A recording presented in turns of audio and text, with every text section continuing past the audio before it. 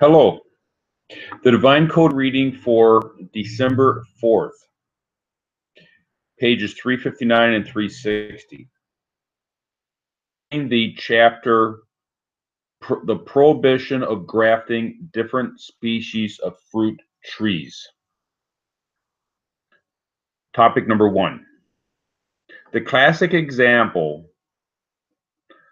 of the type of cross grafting that is forbidden is to graft a shoot from one type of fruit tree, that is an apple tree, onto another type of fruit tree, such as an orange tree. Similarly, it is forbidden to graft a fruit vine to a fruit tree, or a fruit tree to a fruit vine.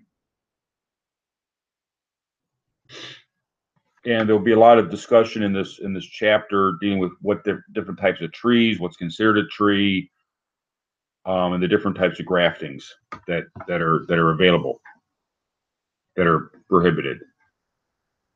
Topic number 2. It is permitted for a Gentile to graft a shoot from a fruit tree to a tree that does not bear fruit, or a shoot from a tree that does not bear fruit to a fruit tree. So the prohibition is grafting from one fruit tree to another. And therefore, it's important to know which trees are considered fruit trees and which trees are not considered fruit trees. Because if it involves a non-fruit tree, then it would not be in the prohibition against grafting of trees for fruit trees. Similarly, one may graft a fruit vine to a non-fruit bearing tree, or a shoot from a non-fruit bearing tree to a fruit vine. Cross grafting two fruit vine species is not forbidden.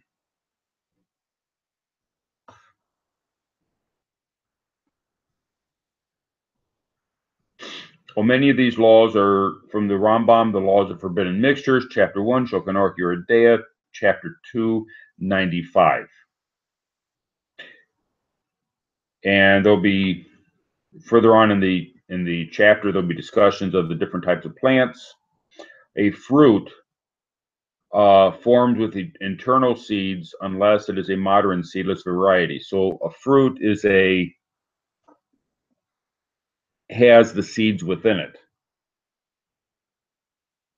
And there's certain types of trees that have this, that create fruit where the seeds are within the fruit. Rambam, the laws of forbidden mixtures, chapter 1, even though Shulchan Aruch Yoreh De'ah, chapter 295, writes that it is forbidden, that's concerning trees, that grafting of non-fruit bearing trees. It says this only with regard to Jews. This is only a rabbinical enactment, for the Torah does not mention the phrase "to its kind" regarding not fruit-bearing trees, and Gentiles are not included in this rabbinic prohibition. So the Torah itself speaks of fruit-bearing trees, not the prohibition against grafting fruit-bearing trees. The Torah does not mention, the actual Torah prohibition does not mention non-fruit-bearing trees. There's been a rabbinic enactment that this applies, but rabbinic enactments are important in the Jewish law. They don't necessarily apply to non-Jewish law, although they could, and therefore be a reason to be concerned. But it's not. There's no, when the strict halakha for non-Jews would not apply. It would only be the fruit-bearing trees that would apply in the strict halakha for non-Jews. Needless to say, one may graft a shoot from a tree that does not bear fruit onto another such tree. This is not a type of cross grafting which the Torah forbids. Rosh, Tor, and Rema, Eurydia, on Eurydia, chapter 295, hold that for all non-fruit-bearing trees are considered to be of one kind in this context. And that'll also be discussed further on in this chapter. Topic number 3. Even if a graft never closes entirely and the grafted species merely derives nutrient from the other, as the case of a fruit tree is grafted onto a fruit vine is grafted onto a fruit tree, the grafting is forbidden. And this is clear from the Jerusalem Talmud Tractate Klein, chapter 1, which explains that the opinion of Rabbi Yehuda that such a graft is permitted since it does not completely fuse. This implies that the sages who differ say that although it does not completely fuse, it is still forbidden. So there was a minority opinion in the Jerusalem Talmud that says that a graft that does not fuse would be permitted. It's a minority opinion, meaning that the majority opinion says that it would be forbidden. It would not be permitted. So apparently in the case of a fruit vine, the fruit vine kind of sits there and derives nutrients, but it doesn't fuse together into one piece. But it would still derive nutrients from the roots of the other tree. Therefore, it would be forbidden. The prohibition against cross-grafting includes grafting a shoot or a branch from one species of fruit tree to the trunk of another, or cutting off a fruit tree at the stump and grafting the trunk of another tree onto it. It is irrelevant which end of the shoot or branch is inserted into the tree.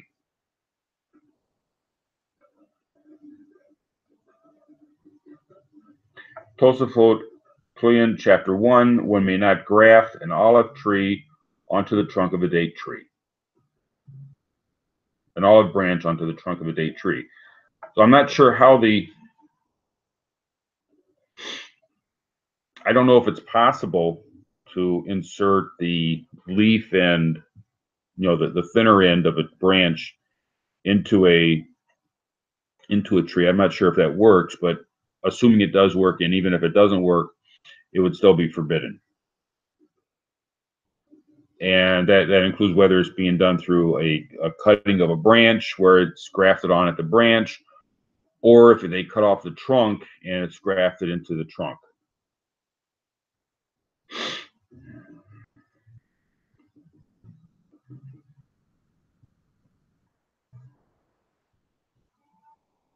Topic number 5. There's no prohibition against bringing two fruit trees of different species together, as long as one tree is not actually grafted onto the other tree by human intervention.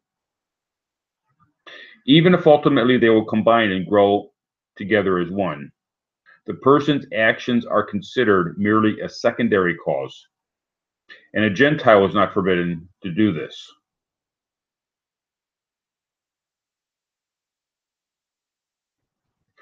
Mishnah Klein, chapter 1, and Rambam Laws of Forbidden Mixtures, chapter 2.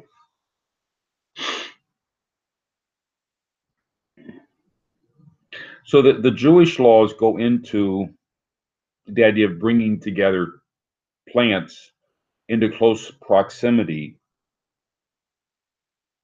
so they mix. And in the case of the tree, they would, if two trees are next to each other as they grow, they're saplings and they're placed next to each other. As they grow, they're going to fuse. But that's something that's done naturally. It's not, it just because the two trees are next to each other, they'll fuse together. It's not that the Gentile is forcing one tree onto another. They just grow and they fuse as they grow together. And that would be permitted for a non-Jew. It would not be permitted for a Jew. A Jew would not, there's different laws regarding that. But for a non-Jew, it would be permitted. Topic number 6. For Gentiles, the only applicable Torah prohibition against growing mixtures of different species of plants. As plants grown as mixtures, whether grafted together as plants together or planted together and mixed in a mixed garden or field, and are called by the term kilayim in Hebrew. So the only applicable Torah prohibition for mixing plants together are those referring to as grafts listed above, which involves a species of fruit tree. It is, however, permitted to plant or sow any types of trees, vines, grains, or vegetables side by side. See the Rambam Laws of Forbidden Mixtures, Chapter 1, Shulchan Aruch Yoreh De'ah, Chapter 295.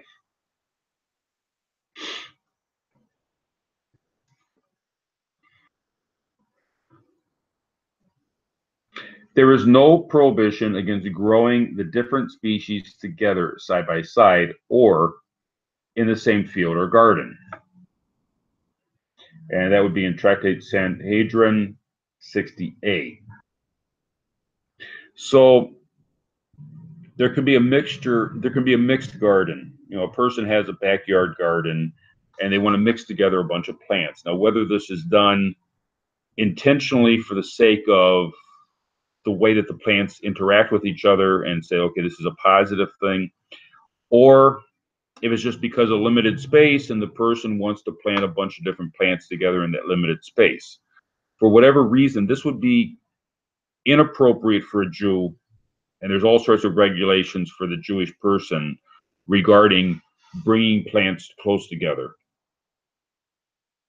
Planting a vegetable garden and having them all together in one spot. The Jews have all sorts of rules concerning this, and it comes from the Torah not to do it. Non-Jews do not have the same concerns in this regard. So similar to the allowance to bringing two saplings together so they wind up growing together, a non-Jew can also bring together a mixture of seeds. There's no prohibition against that for non-Jews. Non-Jews are allowed to plant the garden with a variety of produce within close proximity. Moreover, it is permitted to plant fruit trees of different species next to each other, even if they will graft onto each other by themselves. And Rashi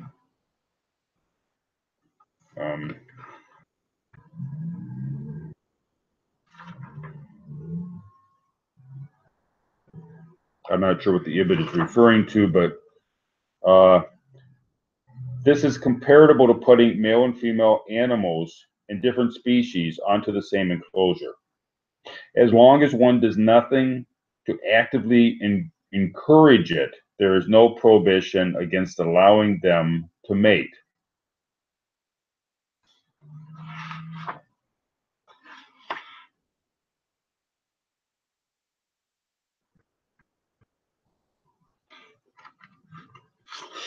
That was in the last chapter regarding the prohibition against cross-mating animals. If animals are brought together in one enclosure and they act like animals with each other, that's not a concern necessarily for the non-Jew. The prohibition is actively bringing these things together. So if the plants grow together, that's not a concern. It's not part of the prohibition. The only prohibition is actively causing the plant to be grafted.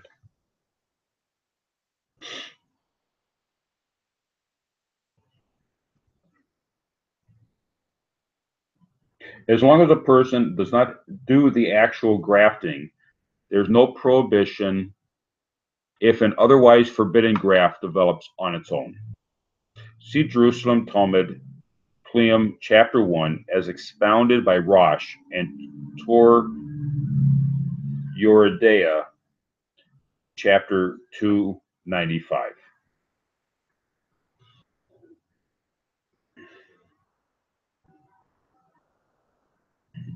So in both of these cases, the cases of the mixed seeds, and in the cases of the saplings grown next to each other, the prohibition would be against Jewish people doing this, though that prohibition would not apply to non-Jews.